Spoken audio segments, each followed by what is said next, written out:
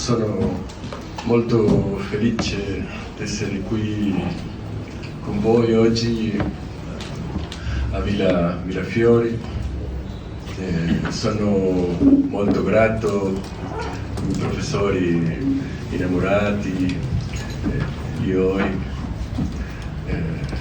di aver invitato a parlare qui. Mi scuso per non parlare in italiano, ma spero poterlo fare la prossima volta.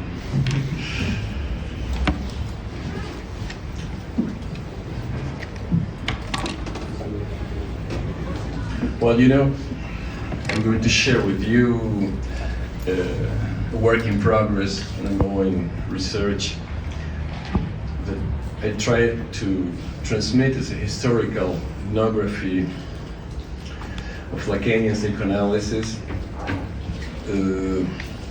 It's something that it's been on the background for me for like 7 or 8 years now. I interviewed quite a few of the latest of Lacan's disciples, and well, I'm still trying to finish a book on the subject. And I thought that since there were many doctoral students, that it could be a good occasion to think on how to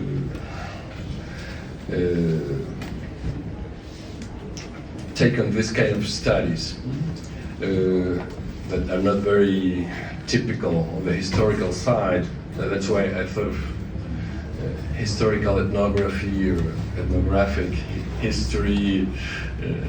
We'll try to think about that. To begin with, it's like, I know not everybody is familiar with Lacanian psychoanalysis. I'm very fast and try to say what I understand by Lacanian psychoanalysis. It's a particular form of psychoanalysis that was born in France in the 1950s. But it very quickly extended to Latin America and also to Italy and Spain in the 60s, basically in the 70s.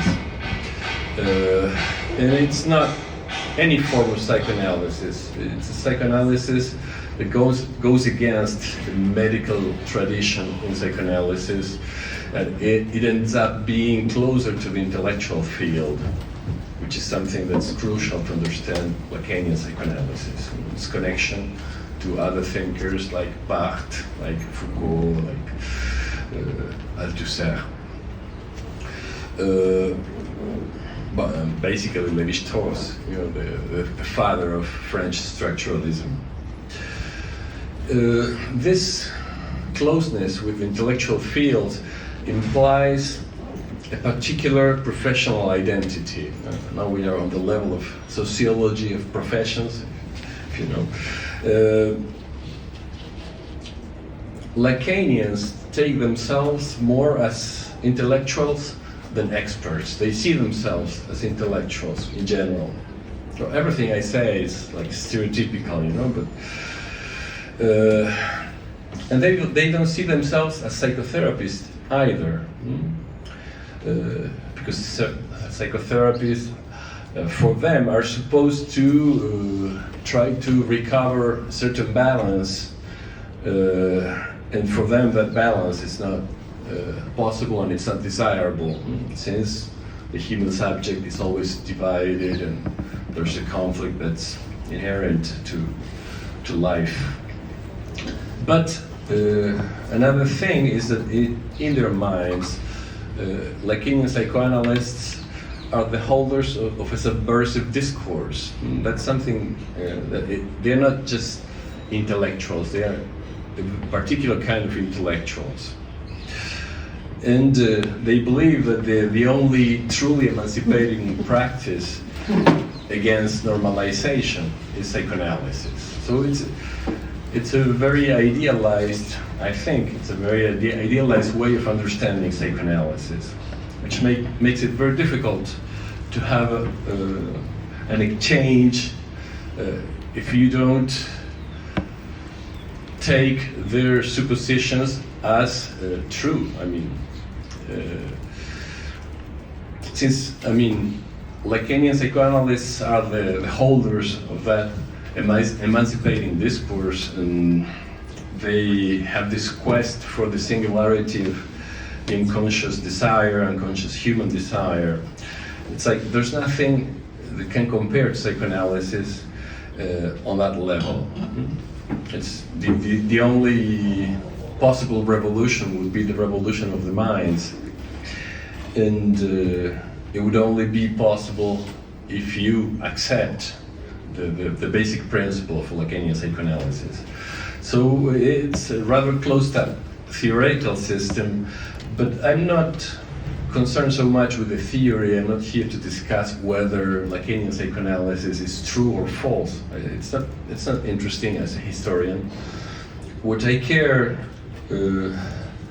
about is really how does it work? How does it work for a group of people to hold certain beliefs and to transmit them all over the world, and to be together and to be so confident on the efficacy of that discourse, and how does that reproduce in different contexts, in different countries, in Spain, in Italy, well, in France, in Argentina, all over Latin America, or in the States, in the cultural studies departments. How does it work? Well, Lacanian psychoanalysis implies a worldview. In Spanish we say cosmovisión. I don't know how you could say that in Italian. But it implies a worldview in which psychoanalysis is like a sovereign discourse. It's self-sufficient, and it's extraterritorial. I think you'll understand what I mean with a simple example. Extraterritorial, that's what you say about a foreign embassy. It's a foreign embassy, even if it's here in Italy, it doesn't make part of Italian territory. It's outside any jurisdiction. It doesn't, I mean, the Italian laws don't apply to foreign embassies, even in Italian soil. Well, Lacanian psychoanalysts tend to claim that what they do and that what they are is beyond any jurisdiction, beyond any laws that are not the laws of psychoanalysis. So it's very difficult to study Lacanian psychoanalysis if you accept that. I mean, the only way to study that historically would be giving up history and accepting psychoanalysis as the only means to study psychoanalysis. Is that clear what I'm saying? It's like, well, psychoanalysis can only be understood through psychoanalysis, through psychoanalytical concepts, and that ends up in a kind of history, celebratory history, that you know, a history of transferences, of resistances and repressions. That's a bit the historical model that Freud himself started with his famous article, his famous contribution to the history of the psychoanalytical movement. He was like implying that psychoanalysis was a sort of gospel that had to be accepted everywhere, and anywhere it was not accepted, he said, well, there was a resistance. What were the resistances in France, Catholic Church? And what were the resistances anywhere else? Well, he was like using this model, whereas from a historical point of view, it would be the other way around. I mean, we would have to explain how psychoanalysis was successful in implanting itself in so many different contexts. I think Marxism and psychoanalysis were like the two biggest discourses that were like a worldwide implantation. And you don't have to start from the opposite point of view, like saying, why wasn't psychoanalysis accepted here and there, but the opposite? You understand what I mean? Is that clear? Well, so this model, this historical model, is so classic between historians, and yet I think we need other tools to understand Lacanian psychoanalysis. And I'm proposing a historical ethnography. It's just a way to call it, but I'm implying that as historians, we need some anthropological tools to think of this these kind of communities that have such a closed-up way of understanding what they do. So, as I said, well, this idea of a historical ethnography implies a zone of intersection between history and anthropology, and at the same time, it involves a double decentering, a shift away from the center, time-wise and culture-wise. Time-wise, because we need to stress the specificity of the past. I mean, things were done differently by Freud in the 1920s, for example, or by Lacan himself in the 40s or in the 50s or in the 60s. Different periods, different conceptions. I like this phrase by the novelist Leslie Hartley, the past is a foreign country, they do things differently there.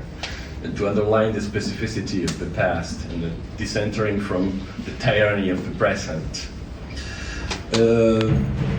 But not only time-wise, we also have to decenter culture-wise to understand the specificity of different culture. If we think of psychoanalysis as culture, and I try to go back to that.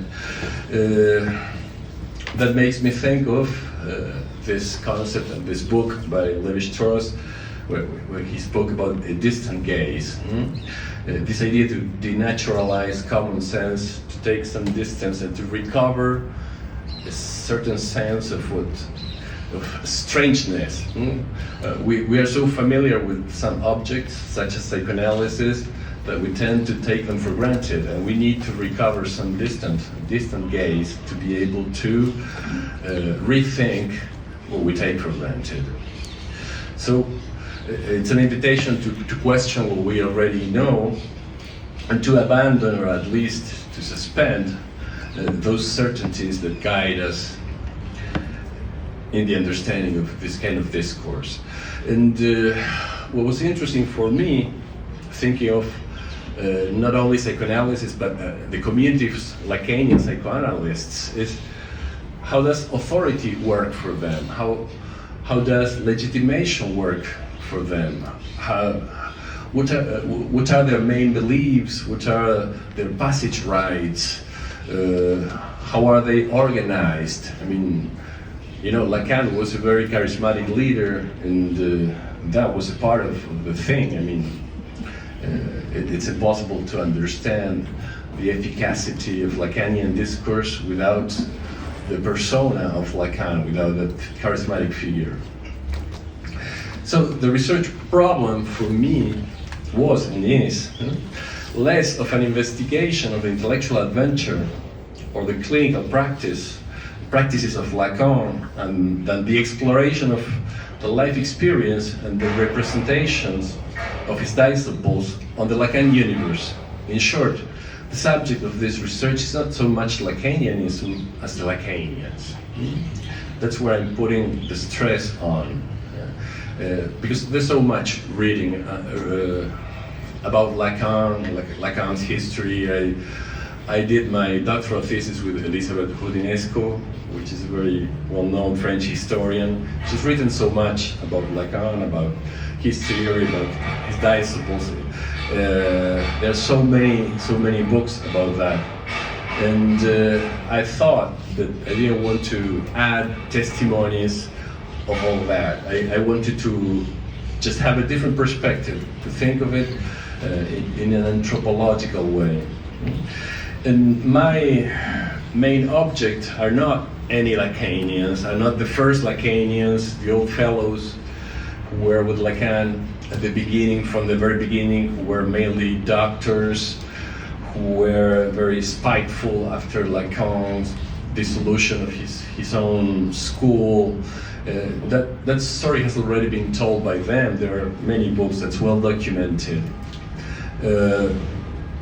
But for me, what was important was to study those Lacanians who were very young at the end of that school and at the end of life of Lacan. I mean, his last disciples, his youngest disciples, those who were not well known at the time and who would be very well known later, would become chef d'école, comme on dit. They would lead Lacanian schools, they would become famous writers.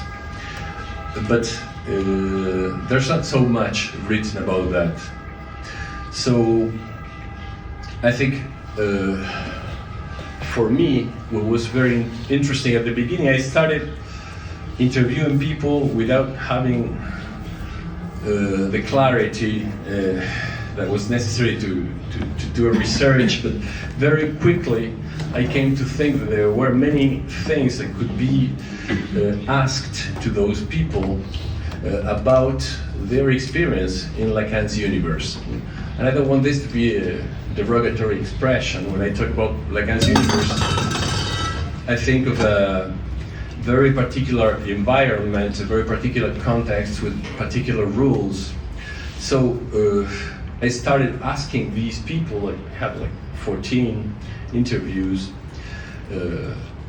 with people such as Elizabeth Rudinesco herself, Jean Alouche, who died recently, Juan David Nacio, many people who were in analysis with Lacan, it's 14, who were very close to him at that time. And well, I ended up being interested in all their life experience within that environment, within Lacan's universe. What were the representations about the master, about the kind of sociability they could have within that world? And it was really very touching. I felt sometimes the historian has a particular position. At that time I felt as if I were a psychoanalyst of psychoanalysts, as if they were laid down in the couch of history, talking to the big other, thinking of their future, they're close to their death, and then they told many things that were not very well known. So my questions were very basic. How did they end up belonging to the universe, being lined up under Lacan's banner? What did they finally get from that passage through Lacan's world, Lacan's universe? How did they get out? Some of them got out before he died or before the dissolution of his school. And finally, what was their balance sheet about that experience? I mean, were they happy to have encountered Lacan, to have spent a period of their lives exchanging and believing and practicing psychoanalysis from that point of view? I asked them if they considered themselves Lacanian, if they still consider themselves Lacanian or not. Most of them said, no, I'm simply a psychoanalyst. I'm no longer, I don't believe I am a Lacanian nowadays. But, well, as I said, this study is mainly based on oral history. Those testimonies were collected between 2015 and 2018, and that was interrupted by the pandemics, and I'm trying to finish this work now. Very quickly, I wanted to emphasize the community side, the socio-ethnographic side of this research. There's a lot of historic bibliography, but I'm just going to mention the one that has this ethnographic side. And the first one to take on Lacan's world from this perspective was Sherry Turkle in 1978, a North American sociologist.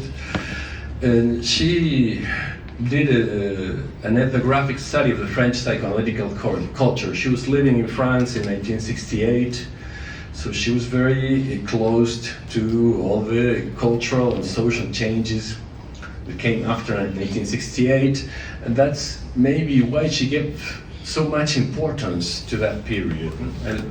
I'll read this passage. In this book, we will describe ways in which May 1968 marked and gave momentum to profound thought, profound, though not immediately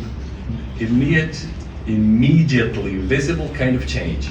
The dramatic reversal of the relationship between psychoanalysis and French society and culture. In the course of the 1960s, the French attitude towards psychoanalysis swung from denigration and resistance to infatuation in one of the most dramatic social reversals of an intellectual position in modern history. A small and insignificant French psychoanalytic movement has become a French psychoanalytic culture, deeply and broadly involved in politics and society. Well, her thesis is very interesting. Her hypothesis is very interesting. I think it's exaggerated. I mean, she gives all the importance to 1968, as if a single social political event could completely change a subfield of the intellectual field, of the clinical field, as psychoanalysis is a bit schematic conception of history. But it's clear that she understood the popularization of psychoanalysis as an effect, as a direct effect of the events of May 1968. Well, that idea is very clear. For her, before May 68, there was a small and insignificant analytical movement, and after 1968, there was a whole French psychoanalytical culture. Well, I think she overlooked quite a few things, but in any case, I thought what was interesting in her work was that she studied psychoanalytical groups as traditional societies to take an intensive fieldwork experience, and distill from it those elements that make the life of a society or of a subculture in that society intelligible and meaningful to someone outside of it. That was her project, and that's what I think it was more interesting, regardless of what her main hypothesis was. Much later, in 2010, French anthropologist Samuel Lézé wrote a book about the authority of psychoanalysts that had a similar perspective. He intended a critical anthropological approach to the French Freudians between 1997 and 2007. It's much more contemporary period, and I'll just read what his project was. Throughout this work, I have tried to give the social sciences a new description of the status of psychoanalysts and their mode of organization. And far from being religious people responding to the call of a vocation, or failed scientists who would persist in applying a false theory, the Freudians are above all actors responding to practical emergencies who are committed to a cause. And that I found interesting, this idea of commitment to a cause. The figure of the militant psychoanalyst will perhaps surprise even some of the people concerned. And it really did. He was not very well received by psychoanalysts in France. Well, my approach after reading these books and after knowing all that happened afterwards is that, well, I share this project of denaturalizing the psychoanalytic world. I really think that this concept of extraterritoriality, this idea that psychoanalysts are like a different kind of it's a different kind of discourse, different kind of community that cannot be studied with human laws and human disciplines, well, should be questioned. I think that we need to restore political, socio-cultural dimensions of psychoanalysis as any other discourse, any other clinical practice, any other psychotherapy. And we need to rediscover the astonishment we can have with such an object, this idea of the distant gaze that Lévi-Strauss introduced. And for that, we also need to abandon normative perspectives, this idea of psychoanalysis being false or being true or being charlatanism, or it's not what I think it's going to be interesting to understand its history. Well, finally, I just give you a quotation from Lévi-Strauss after his first visit to his friend's seminar. You know, he went to see Lacan's seminar once. I think it's very illustrative of what an intellectual, even a close intellectual, someone that was very close to Lacan, well, Lacan used Lévi-Strauss a lot, whereas Lévi-Strauss only quoted Lacan once in all his work. Well, Lévi-Strauss said this, well, what was striking was this sort of radiance of power, this stranglehold on the audience that emanated both from Lacan's physical person and from his diction, his gestures. I have seen quite a few shamans working in exotic societies, and I found there a sort of equivalent of shamanistic power. I confess frankly that listening to him, deep down, I did not understand, and I was in the middle of an audience that seemed to understand. So, well, there we had quite a few elements to underline and to study. I mean, I think it's very interesting to study the relationship of Lacan with his followers, this shamanistic place that he had in that community, and this complacent attitude from the audience, you know, like Lacan was not questioned in general. You know, if you didn't understand, it's because you were not good enough, you hadn't read enough, you were supposed to read the last writings of Lacan or to reread his last conferences. And in general, they assumed that he had an infallible knowledge and well, everything was done to keep his place as the master, as a sort of guru. But I do not say that in a derogatory manner. I think that it's important not to condemn, but to try to understand. It's like what psychoanalysts generally don't do. Last week I was giving a conference in Paris, and there were many Lacanian analysts, and I was trying to talk about history and the place of history regarding psychoanalysis. I was trying to talk about this idea of questioning extraterritoriality. And a lady said to me, well, I don't know if this whole history question is interesting or not to transmit psychoanalysis. I said, lady, I mean, history is not there to transmit psychoanalysis. We're here to study psychoanalysis, to try to understand psychoanalysis in its time, in its context. But for them, it was almost impossible to decenter. There were like 2 or 3 questions like that. How good is history to transmit Lacan's truths? You know, that's the idea.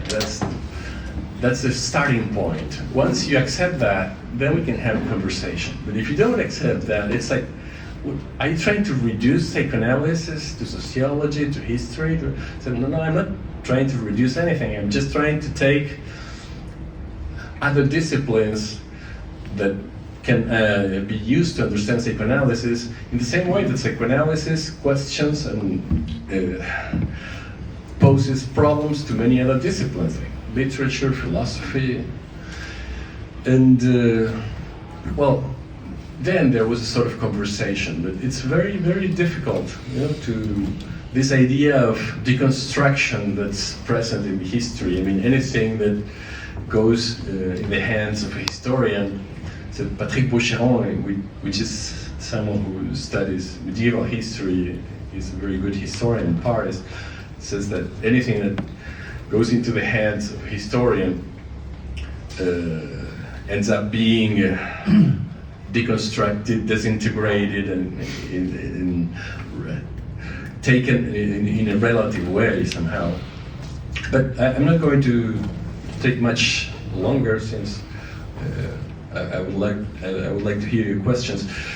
But basically, what I did, and the period that was interesting for me was starting in 1964, when after Lacan was kicked out of the International Association of Psychoanalysis in 1963, he founded his own school, like the first Lacanian school. It wasn't a school of psychoanalysis, it was like the school of Lacan.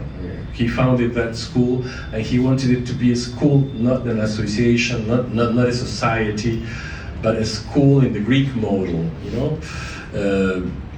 He wanted there to be a personal transmission, not a bureaucratic place, but an institution that was supposed to be like a social experiment. Lacan, in that institution that was outside the laws of the international society, he allowed himself to experiment with everything, from the time length of psychoanalytic sessions to the mechanisms to train psychoanalysts. He even took some of the people who were in analysis with him ended up being his mistresses, which I interviewed. It's like, how was it to be Lacan's lover and then continue your analysis with him? And it was strange because it was so natural for me. It was great. My main worry was that my analysis could go on, and Lacan said that it was okay, so for me it was okay. So how did you do to go see him 3 times a week? At the same time you had a love story with him. When you had problems within the couple, or when you had any kind of problem with him, how did you do with that? I just went and talked to him. He was my psychoanalyst. So that kind of obvious things for any other human being. Well, in Lacan's universe, I even had some people who were saying to me, oh, how nice. That he had patients who were his mistresses and say, well, he didn't step back in front of his desire. It's like, well, it's this idea of, it's like a new ontology of unconscious desire.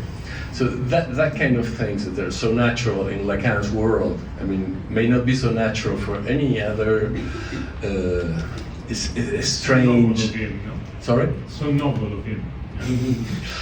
Well, Marco likes particularly, what he knows about the testimonies, but I didn't want to go into that. But I think this idea of a social laboratory was extreme, in Lacan's society, Lacan's school, the school of Freudian psychoanalysis, everything was possible. Everything was subject to empirical verification. It's like Lacan could have sessions of 50 minutes or 1 minute, and whatever he did was meaningful, and if he sent you home after 1 minute, well, it was great. That was an intervention in act. It's like, well, things like that. Well, there were suicides. There were explorations to try to find new mechanisms to decide that someone had gone through an analysis. There were lots of discussions about the pass, la passe in French. That's all. I don't want to go into detail, but I think it's very interesting, a period where all that experimentation was possible. When you know that someone who was refused in that device of La Paz, and that someone committed suicide, well, then it's not so funny, but it was this extreme character of that kind of experiences that were taking place in the 60s, and that's all I'm trying to study with these tools I was presenting you. And to finish, I'll just read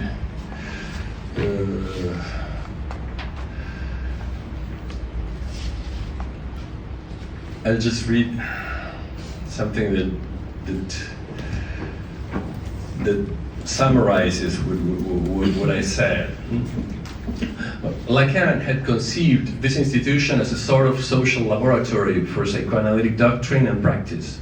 Everything was subject to experimentation: institutional organization, work in small groups, university transmission, training methods, promotion systems, theoretical models, duration and price of sessions, clinical criteria and procedures, criteria for establishing the end of an analysis, the modes of legitimation, etc.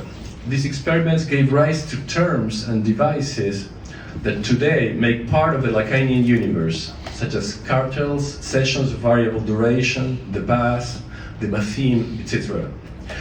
At the time, these were controversial subjects, which in the interviews with the actors it was necessary to exoticize, recovering the initial strangeness they caused in order to place them back in their production context.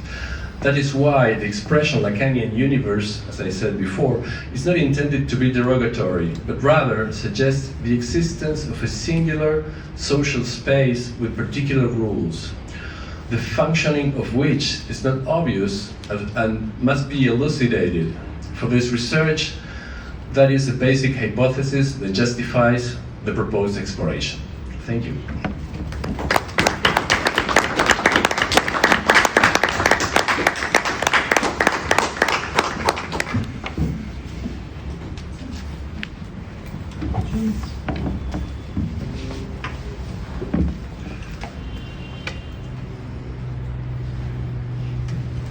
Any questions?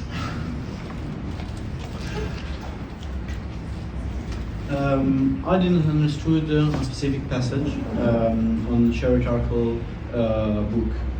Does on the shared article psychoanalytic politics Freud French Revolution in this passage?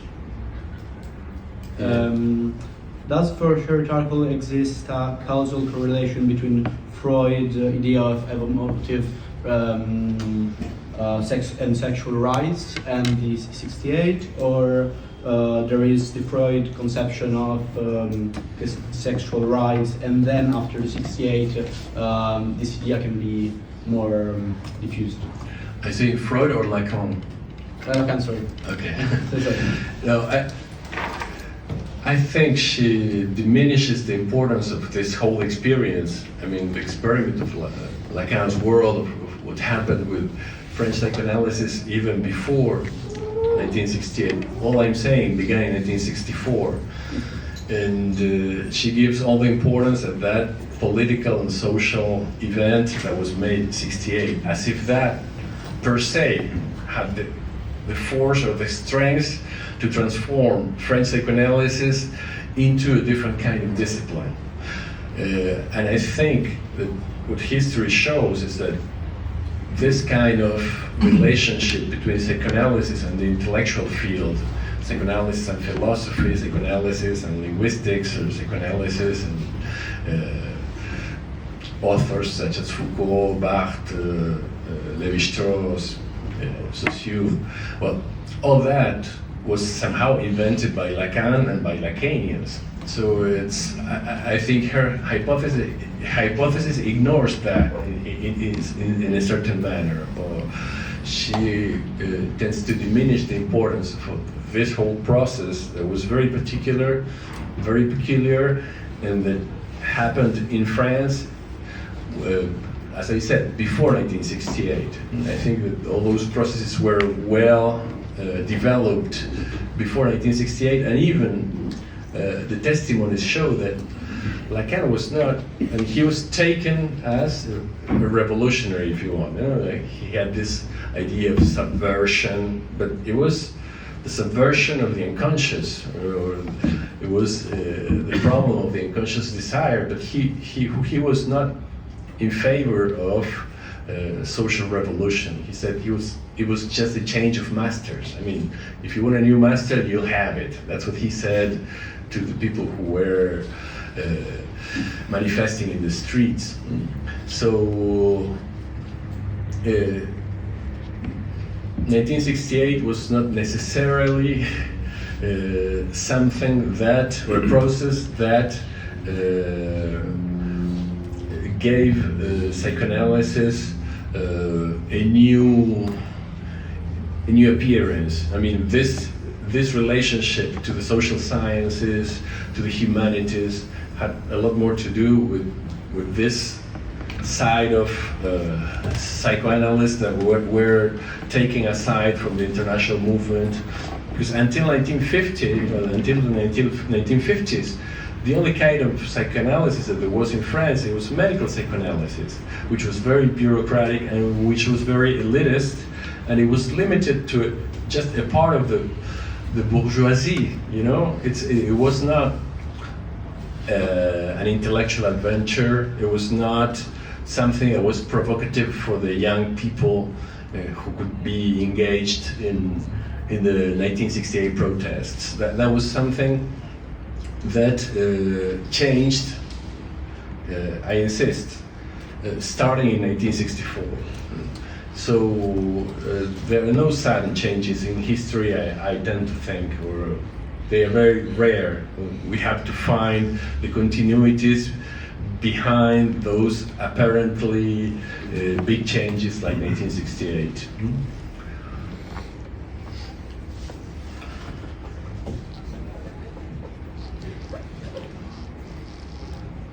I don't know if that answered the question.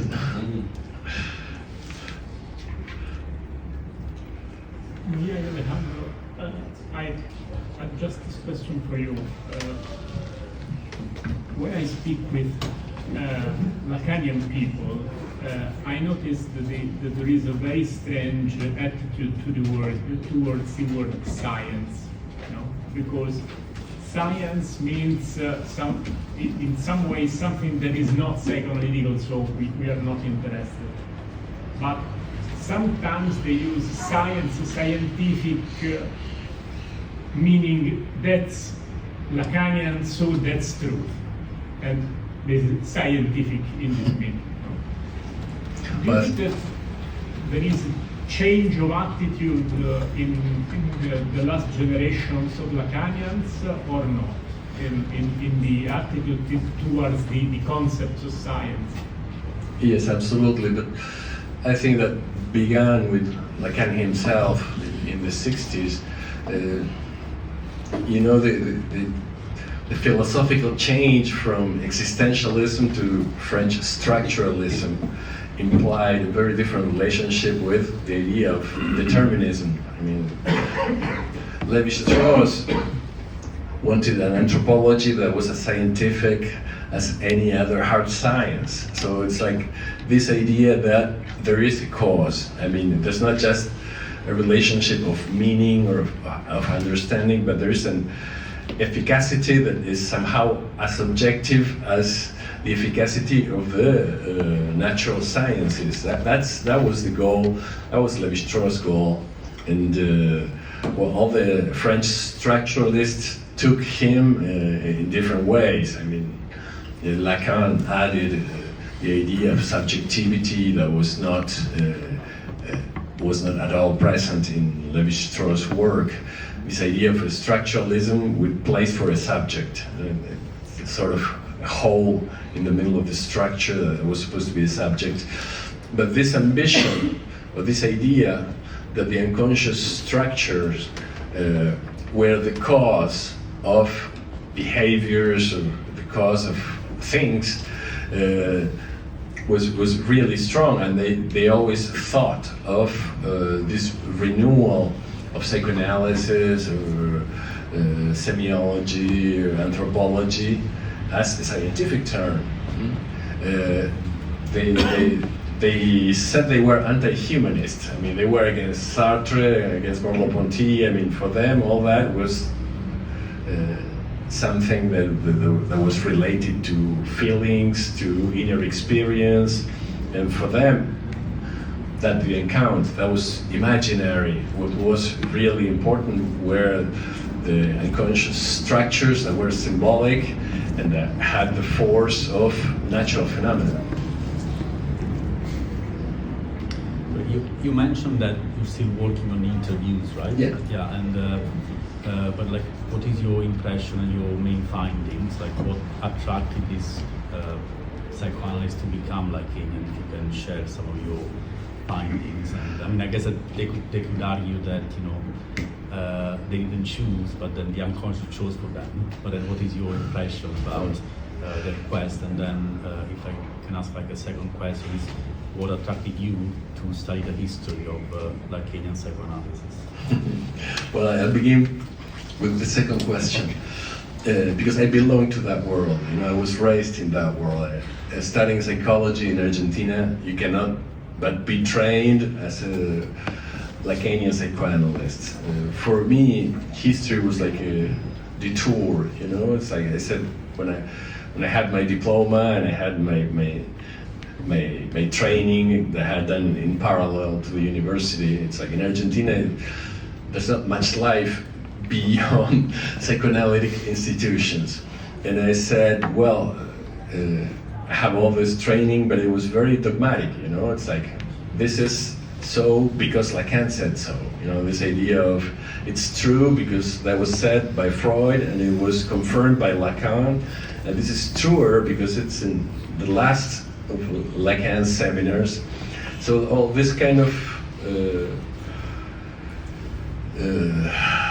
form of constructing scientific authority was strange to me, and that's why I began studying about the history of psychology and psychoanalysis in Argentina, and I began like decentering, you know, trying to discuss and to argue with psychoanalysts more than practicing it myself. That's what led me to this kind of work, and I ended up doing my PhD in France, thinking of the relationship between French thought and Argentinian thought. Why was Lacanianism even more important in Argentina nowadays than in France? Lacan is more alive in Argentinian public universities than in any other French university. So that's one thing. It'd be difficult to summarize the findings of these interviews. I presented my work in London, like, I don't know how many years ago that was, but there's a whole variety of experiences which are very touching, I'd say. I mean, that changed their lives. I mean, their passage through Lacan's planet. I mean, some committed suicide, some became Lacan's mistresses, but some became psychoanalysts who were very grateful for this experience, but they need to take distance. And there were some who were still calling themselves Lacanians, who are as enthusiastic and as militant. That's a phrase that was in Samuel Lesset's book, this idea of psychoanalyst as a militant. I think it's interesting. We are supposed to question all the ideals, anybody's ideal in an analysis, but nobody can question Lacan. I mean, it's like all the ideas had to be questioned, but the ideas of a psychoanalyst. That's a finding, I'd say. It's interesting. It has been very interesting for me to confront them to these findings without being too, how would you say, too provocative. I try to be as nice as I can, but to tell them, hey, you're not a foreign embassy. You're in this soil. I mean, you respond to the gravity laws. And well, that has some effects. I mean, I think it's interesting to renew the dialogue between history, psychoanalysis, philosophy, social sciences. Once Derrida said something like, psychoanalysis has lost its questioning power the very day it ceased to accept questioning from other disciplines. And the day psychoanalysis accepts again to be questioned will recover its possibility of questioning other discourses. But it doesn't go one way only.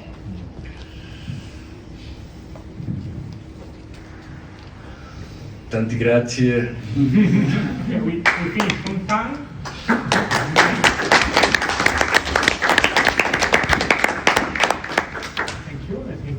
been a very interesting experience. Thank you, Alejandro. Thank you, Sonu. See you next time.